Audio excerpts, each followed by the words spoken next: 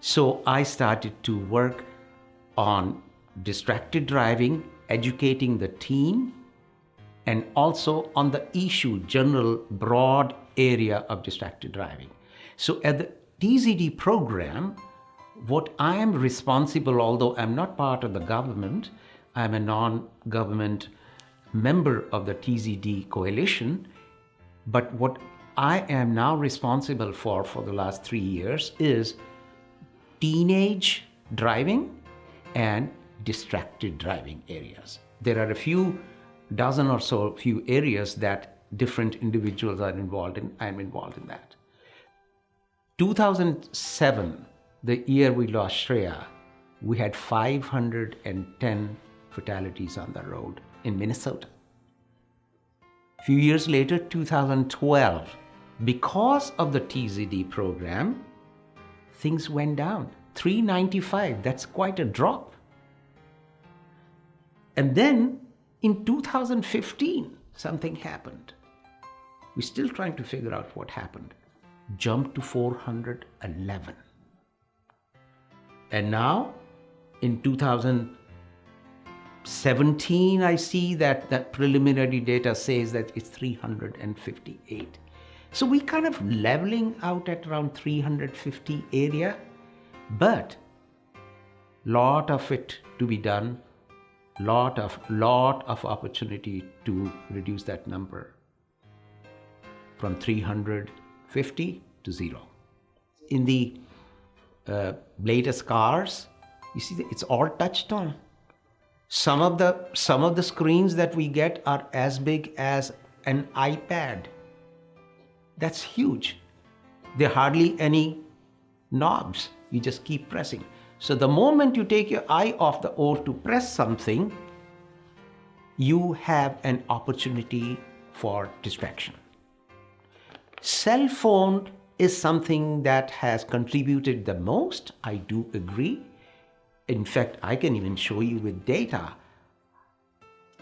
There is very strong data available that from year 2007, 2008 to 2016, a number that kept going up and up and up was what?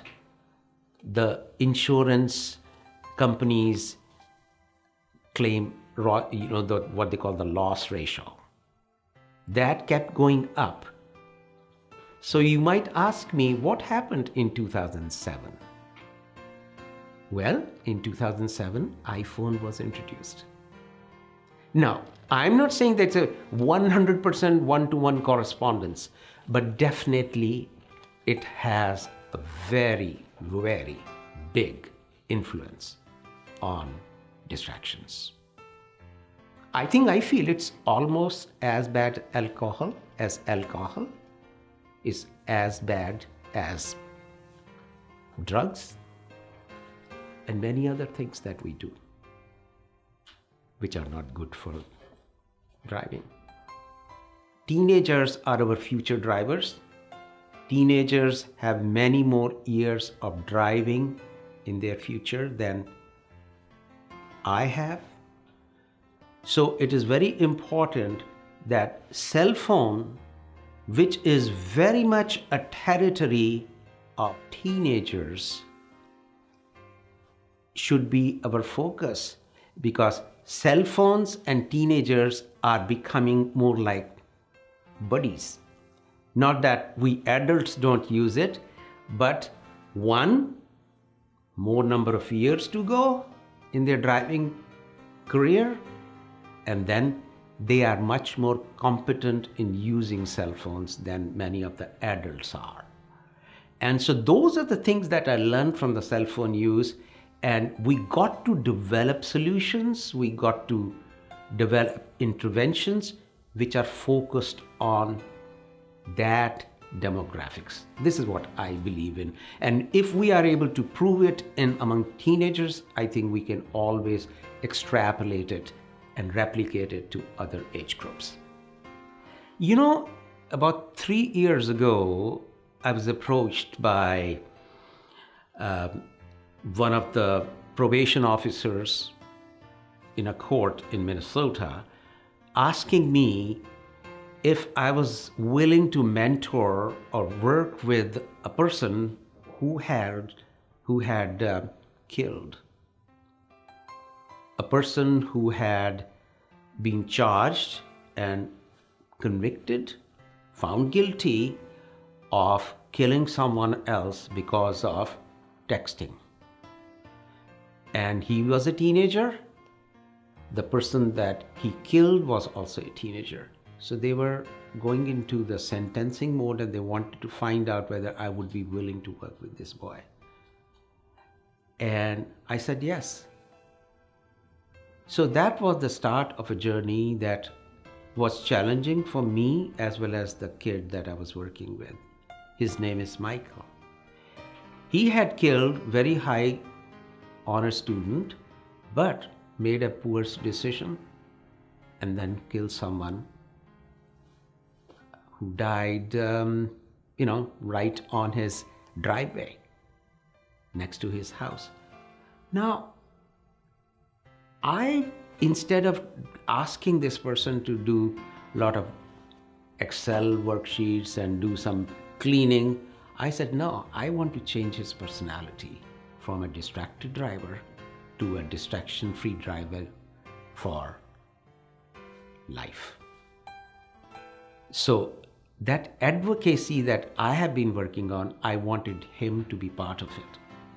So over 1 year, I worked with him for 1 full year. And then during that time, I had him talk with me as a team to different driver ed programs and other advocacy talks that I give. And sometimes I would just send him alone. Initially, he was very, very hesitant, but later on, he did it. And then towards the end, I had him write actually an apology note. An apology note I had him write an apology note to the parents of the boy he killed. His name was David. David's parents, and then apologized to them. It took me about 1.5 months to finalize that particular apology note, and I hand delivered it to the parents. Started to do some research on how the teenage brain works. And there's a neuroscientist out of England by the name Sarah J. Blakemore. She had done some work on negative influences of teens among their peers. Because she was creating a theory that how bad habits occur, how bad habits happen. So I said, why can't we flip it? And I said, all right, I'm going to use peer-to-peer influence that Sarah J. Blakemore is talking about, and flip it and turn it into a positive influence rather than a negative influence. I would like to compliment you for starting this project, for Screen Save program that you are developing.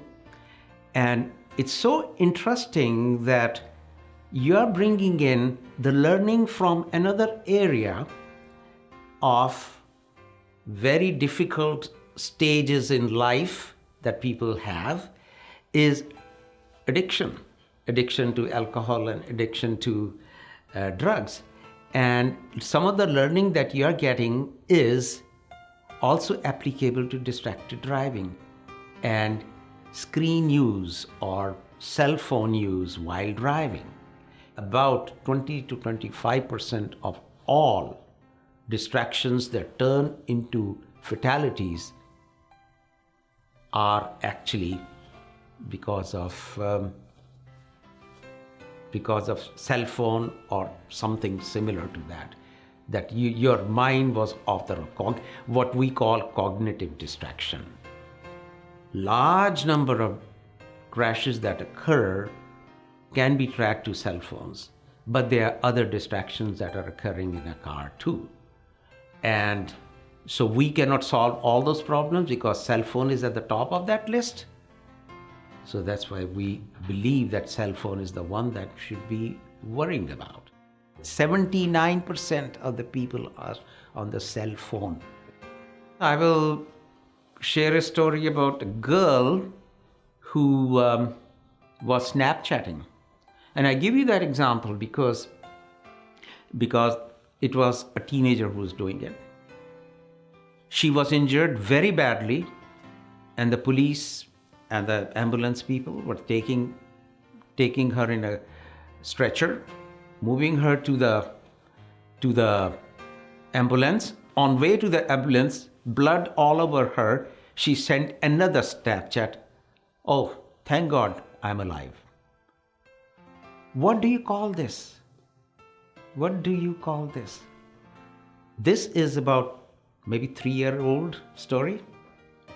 And Snapchat at that time was not that popular. And now it is killing people all over the world. It is not worth that few seconds of distraction. The price that you pay for just picking up that telephone and killing someone is very high. That's what I feel. It's not worth that text, the effort that you put in that text. The girl who was driving was a teenager. My daughter was 19 years old, was a teenager. So I said, I think I need to focus on that demographics.